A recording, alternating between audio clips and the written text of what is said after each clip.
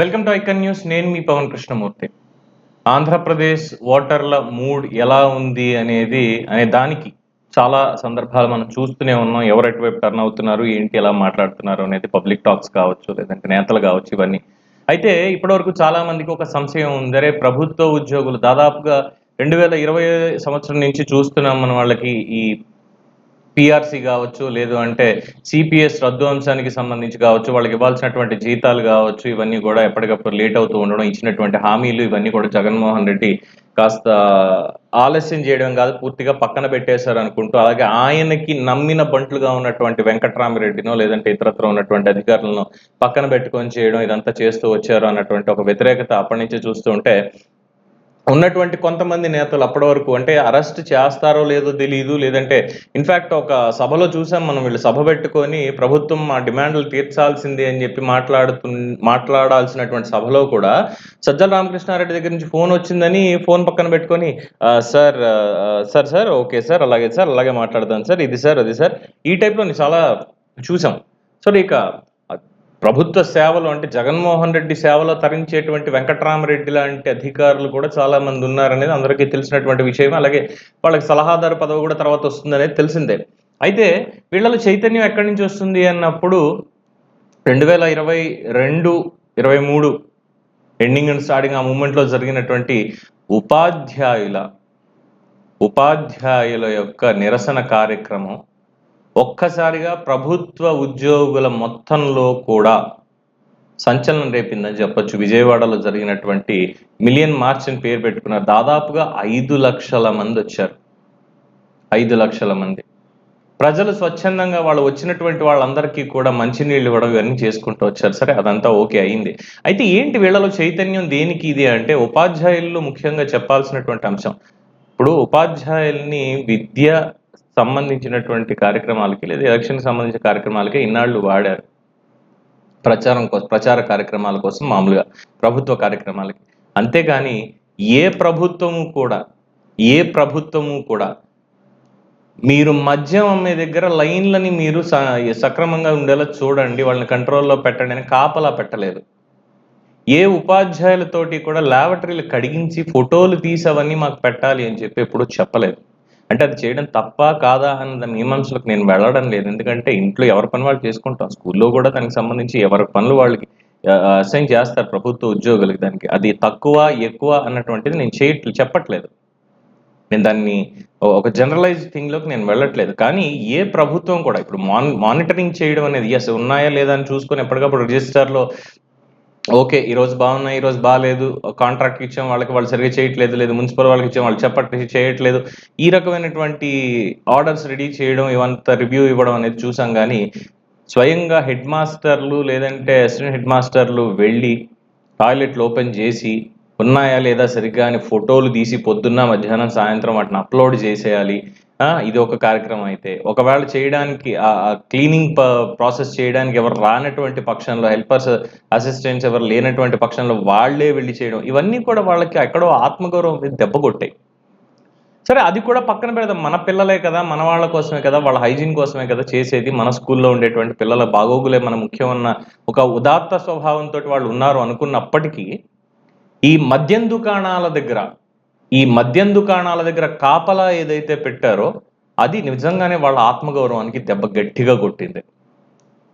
So దాంతో వాళ్ళలో చైతన్యం వచ్చింది. ఇది కాకుండా ఇక మిగతా శాఖలకు సంబంధించినటువంటి ప్రభుత్వ ఉద్యోగులు, అందులో ఎంతమందికి మరి చైతన్యం వచ్చిందో తెలియదు. కానీ ఇప్పుడు ఉన్నటువంటి పరిస్థితి చూస్తుంటే, ఈ క్షణానికి ఉన్నటువంటి పరిస్థితి చూస్తుంటే, వస్తున్నటువంటి రిపోర్ట్స్ ప్రకారం అక్షరాల 6 లక్షల పోస్టల్ బ్యాలెట్స్కి దరఖాస్తులు పంపించుకున్నారు, మాకు అనుమతి కావాలి అని.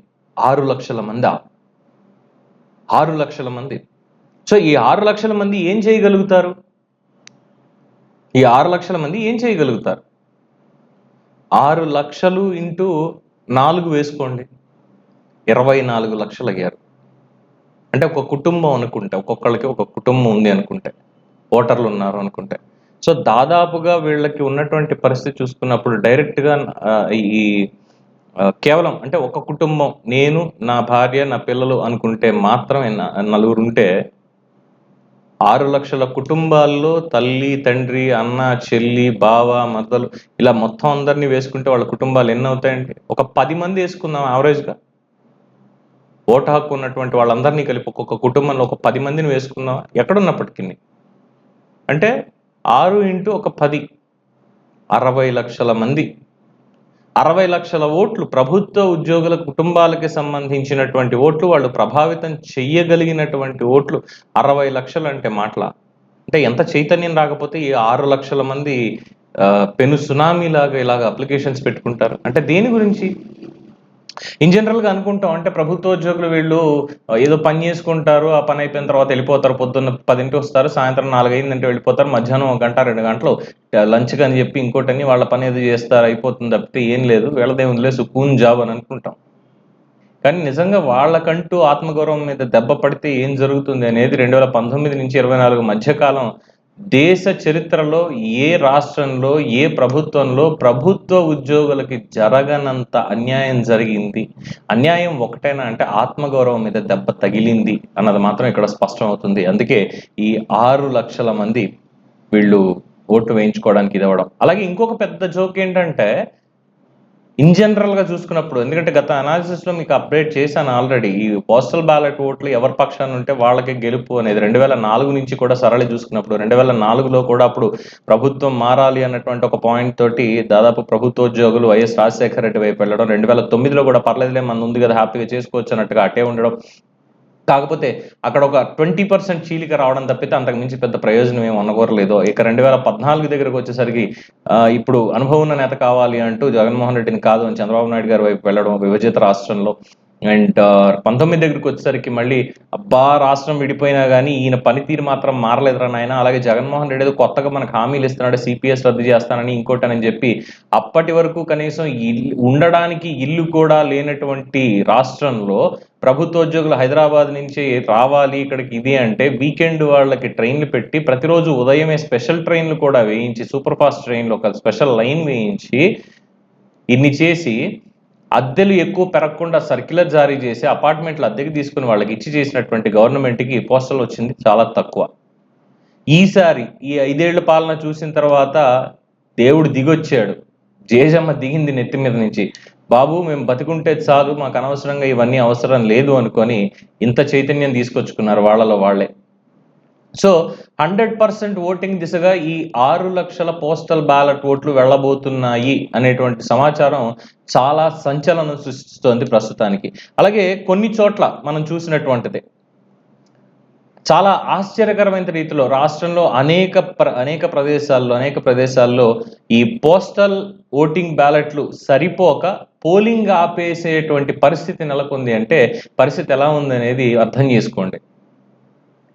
అలాగే కొన్ని ఏరియాల్లో తాడికొండ అనేటువంటి ఏరియాలో చూసినప్పుడు అక్కడ ఒక స్థానికుడు చెప్పేటువంటిది, తాడికొండ చరిత్రలో నేను ఎప్పుడూ చూసి ఎరగని రీతిలో నిన్నంతా లామ్ ఫెసిలిటేషన్ సెంటర్లో పడిగాపులు పడిన ఉపాధ్యాయులు ఏమాత్రం వెనుకంజ వేయకుండా ఉదయాన్నే మాచర్ల, గురజాల, దాచేపల్లి, వినుకొండ, పెదకూరపాడు సుదూర ప్రాంతాలకి పయనమయ్యి స్త్రీ పురుషులు అనేటువంటి వయోభేదం లేకుండా ఓటుకి పోటెత్తినటువంటి తీరు, మేము ఖచ్చితంగా ఓటు వేసి తీరాల్సిందే అనేటువంటి వాళ్ళ సంకల్పం నన్ను సంభ్రమాశ్చర్యాలకి గురి చేసింది అని చెప్తున్నారు అక్కడ ఉన్నటువంటి ఒక విశ్రాంత ఉపాధ్యాయుడు. తర్వాత పెదకూరపాడు ఫెసిలిటేషన్ సెంటర్లో ఓటేయడానికి వెళ్తే చంటి పిల్లలు ఉన్న స్త్రీమూర్తులు, వృద్ధులు గుంటూరు, నరసరావుపేట, సత్తెనపల్లి, తాడేపల్లి, తాడికొండ, అమరావతి ఒక్కళ్ళు కూడా మిస్ కాకుండా రావడం. లిస్టులో పేరు మిస్ అయ్యింది అంటే అర్ధరాత్రి అయినా ఓటెయ్యనిదే కదలం అని చెప్పి స్త్రీలు అత్యంత పట్టుదలతోటి అడ్డం తిరిగి నిలబడ్డం నేను నా జీవితంలో కనీ విని ఎరుగని పెను సంచలనం అని చెప్తున్నారు ఇంకొక పెద్ద మనిషి. సో 99% ఓట్లు అనేవి ఖచ్చితంగా పోల్ నమోదై తీరుతుంది అని కూడా అంటున్నారు సందేహం లేకుండా. సో మరి ఈ మేధావి వర్గం అంటే ఇన్నాళ్ళు మనం చూసాం, మేధావులు వేరు, మేధావి వర్గం వేరు. మేధావి వర్గం అంటే ప్రభుత్వ ఉద్యోగులు. ఈ మేధావి వర్గంలో ఇంత చైతన్యం మరి ఏ సరికొత్త నవ శకానికి, నవ ప్రారంభానికి నాంది పలుకుతుంది? దానికి ఎగ్జాంపుల్స్ కావాలా? ఒక్కసారి ఇదిగో ఈ వీడియో చూడండి.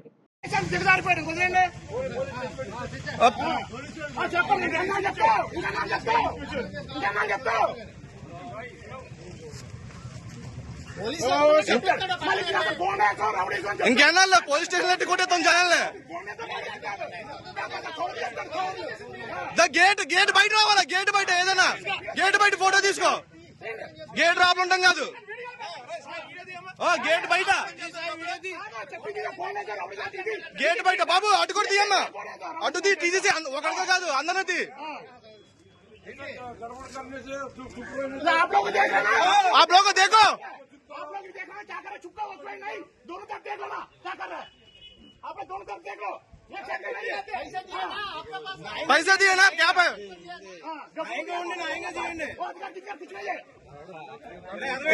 इलेक्शन ड्यूटी है, उसको देखा है हमको भी हिंदी मालूम है। बोल के चल जाएगा आप लोग, क्या नौकरी है आप लोग, क्या बोल के कैसे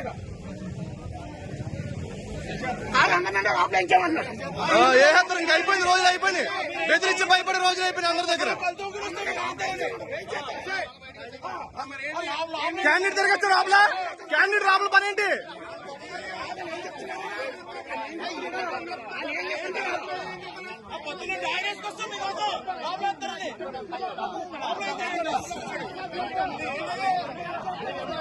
అండ్ క్యాండిడేట్ రాబుల పని ఏంటి?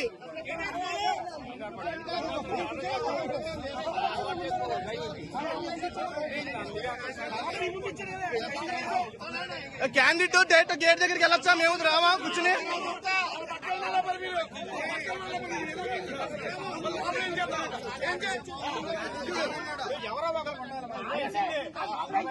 ఇంకా బాబాయ్ గారు ఇంకా సైలెంట్ గా ఉంటే అయిపోద్ది వ్యాపారం. ఎవరో కొనుక్కుంటారు.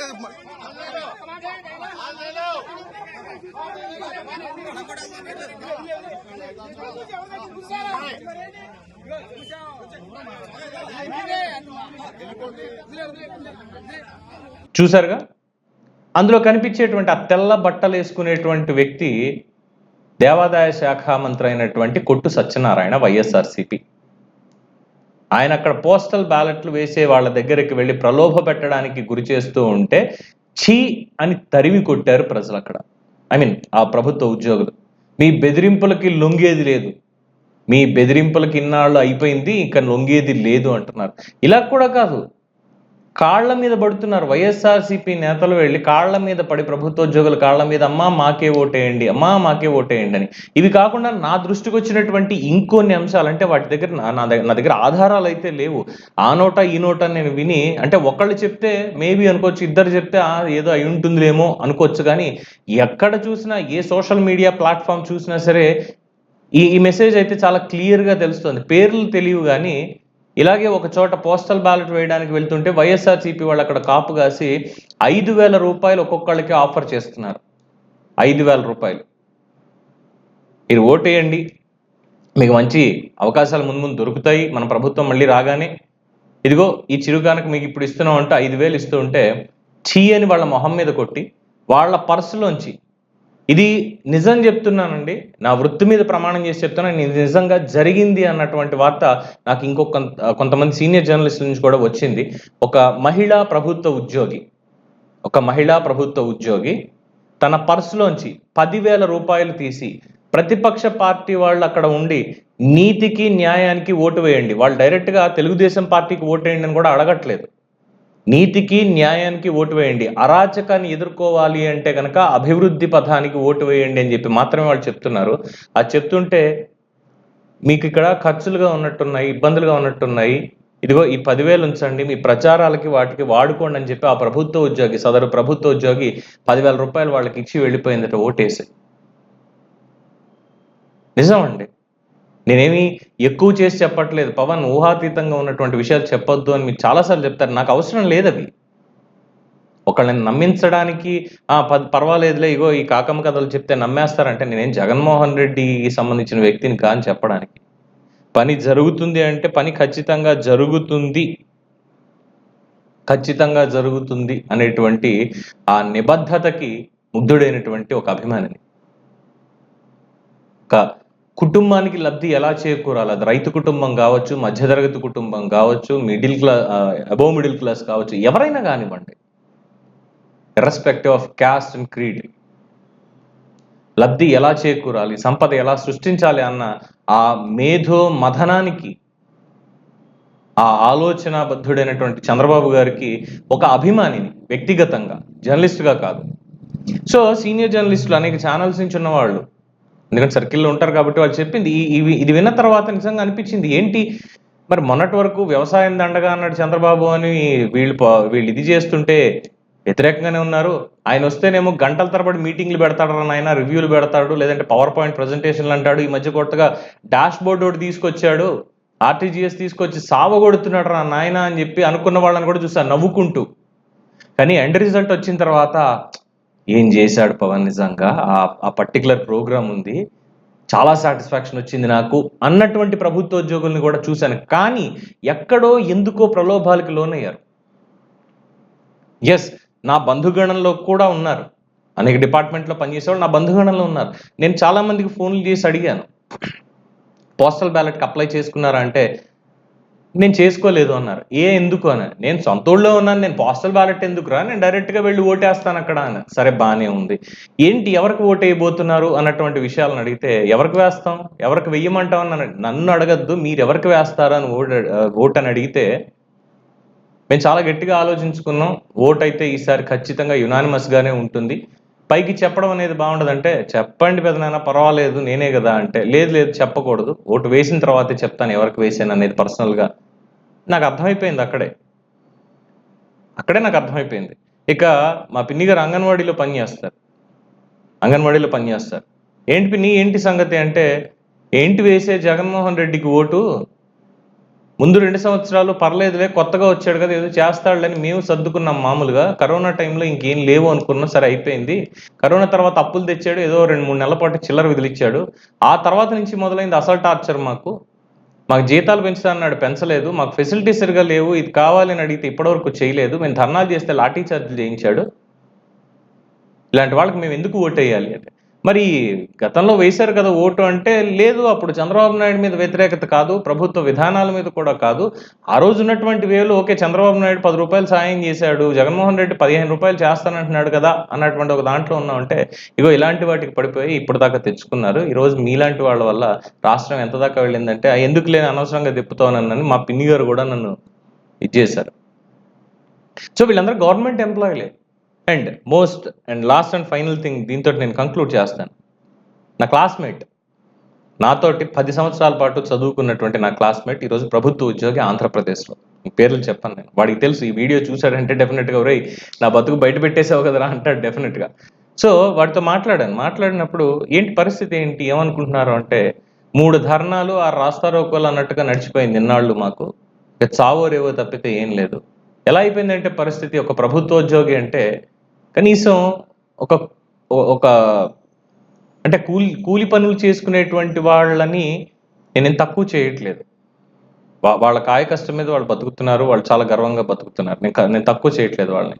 అంటే ప్రభుత్వోద్యోగులు అంటే ఏంటంటే, నేను వాళ్ళని కూడా నేను కూలోళ్ళనే అంటాను, రే మీకు డబ్బులు మేము ఇస్తున్నాము, మీరు పని చేస్తున్నారు అంతే, మీకు జీతాలు ఇవ్వాలంటే మేము పన్నులు కట్టాలి, ఇగో ఈ కూలీ చేసుకునే వాళ్ళు, నేను కూడా ఒక కూలి వాడిని, అలాగే మీరు ప్రభుత్వంలో మీరు కూలీళ్ళు అంతే, ఆ జీతం డబ్బులు తెచ్చుకోవడానికి ఏంటి పరిస్థితి ఏంటి అంటే, చెప్పాను కదా ఇలా ఉంది. మరి ఎవరికి ఓటేస్తున్నారు సార్ అంటే, లేదు మార్పు అయితే స్పష్టంగా కనిపిస్తోంది, పరిపాలన అన్న దగ్గర కావచ్చు, మిగతా చోట్ల కావచ్చు. ఇదివరకు ప్రభుత్వ ఉద్యోగులు అంటే కాస్త గౌరవం ఉండేది, వెళ్తూ ఉంటే సార్ ఈ పని వారంలో అయిపోతుందా అండి అని అడిగేవాళ్ళు, ఎందుకంటే వాళ్ళకి కూడా తెలుసు వారం కాదు 10 రోజులు పడుతుందని, గౌరవంగా అడిగేవాళ్ళు. ఇప్పుడు పరిస్థితి, పెద్ద చేసి వచ్చేవాళ్ళే పని, నీకు 10 రోజులు కాదు 4 రోజులైనా ఈ పని అవ్వదు చావదు, నేను చచ్చిన తర్వాత చేసి ఆ పని అని అంటున్నారు. అది ఏ పని అయినా కావచ్చు. ఏదో సింగిల్ విండోలు పెట్టేసాము, ఇదేని పెట్టామన్నారు, స్పందన అని పెట్టామన్నారు. స్పందనలో మెయిన్ తినేటువంటి బూతులు ఎవరు కూడా తినరు. మా పరిస్థితి అలా ఉంది. కలెక్టర్లు కూడా రివ్యూ అయిపోయిన తర్వాత, స్పందన ప్రోగ్రామ్ అయిపోయిన తర్వాత రివ్యూ మీటింగ్లో కొంతమంది మాత్రమే కూర్చుంటారు. కలెక్టర్లు కూడా కన్నీళ్లు పెట్టుకున్న సందర్భాలు నేను చూశాను. నేను ఏంటండి నా సర్వీస్లో ఎప్పుడు ఇటువంటి మాటలు పడలేదు, నేను ఏంటండి ఇది రోజుకి నాకు అన్నట్టు మాట్లాడారు అన్నవి కూడా నా స్నేహితుడు నాతో చెప్పాడు. సో ఈ వేళలో ఇంత చైతన్యం ఇప్పుడు నిజంగా ఈ కేవలం చెప్పినటువంటిది కృష్ణా గుంటూరు జిల్లాలో ఉన్నటువంటిది కాదు, మొత్తం నేను చెప్పినటువంటిది తూర్పుగోదావరి జిల్లా నుంచి కావచ్చు, రాయలసీమ నుంచి కావచ్చు, చాలా మంది నాకు ఉన్నటువంటి నా సర్కిల్లో ఉన్నటువంటి స్నేహితులు కానీ బంధువులు కానీ గవర్నమెంట్లో పనిచేసేటువంటి వాళ్ళు. ఇంకా ఏం చెప్పాలి? నిజంగా వెళ్ళి చైతన్యం కోరుకుని అంటే మేము ప్రజల కోసమే ఉన్నాము, ప్రభుత్వ ఉద్యోగులు మేము ప్రజల కోసం ఉన్నాము, ప్రజలకి మేము సేవ చేయట్లేదు, మేము చేసేటువంటి పనికి వాళ్ళు పన్నులు కట్టి మాకు జీతాలు ఇస్తున్నారు, దాంట్లో మాకు స్కేల్ అనో ఎక్స్పీరియన్స్ అనో మాకు పెంచండి అనో ఇంకోటనో మేము అడుగుతున్నాం, వాళ్ళు చేయాల్సింది చేస్తూనే ఉన్నారు ప్రభుత్వంలో ఉన్నటువంటి వాళ్ళు. కానీ ఈ ప్రభుత్వంలో మాత్రం మాకు ఒరిగింది ఏమీ లేదు, అందుకే మేము దూరంగా వెళ్తున్నాం అని చెప్పి ముక్తాయింపు. ఏం చెప్పాలి ఇక? 6 లక్షల ఓట్లు అంటే కేవలం 6 లక్షల మంది కాదు, 6 లక్షల కుటుంబాలు. 6 లక్షల కుటుంబాల్లో ఒక్కొక్కళ్ళు ఎంతమందిని ఇన్ఫ్లుయెన్స్ చేయొచ్చు? ఒక్కొక్కళ్ళు ఒక్కళ్ళని అనుకున్నా కూడా 60 లక్షల మంది అవుతారు. అంటే 4 కాదు 10 మంది వేసుకున్నా కూడా 60 లక్షల మంది.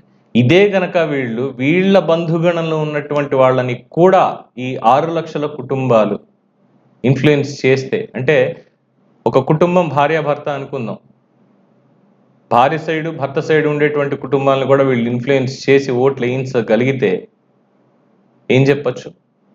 ఆ 60 లక్షలు 6 1 కోటి 20 లక్షల పైన అవ్వచ్చుగా, ఒక్కొక్కళ్ళు ఇద్దరిని చేసినా కూడా. సో ఇది ప్రస్తుతం ఉన్నటువంటి పరిస్థితి. సో 99% పైగా ఓటింగ్ నమోదవబోతోంది అంటే ఈసారి ఖచ్చితంగా ఒక పెను మార్పుకి, ఒక నవశకానికి నాంది పలకబోతున్నారు ప్రభుత్వోద్యోగులు అనేటువంటిది స్పష్టంగా తెలుస్తున్నటువంటి అంశం.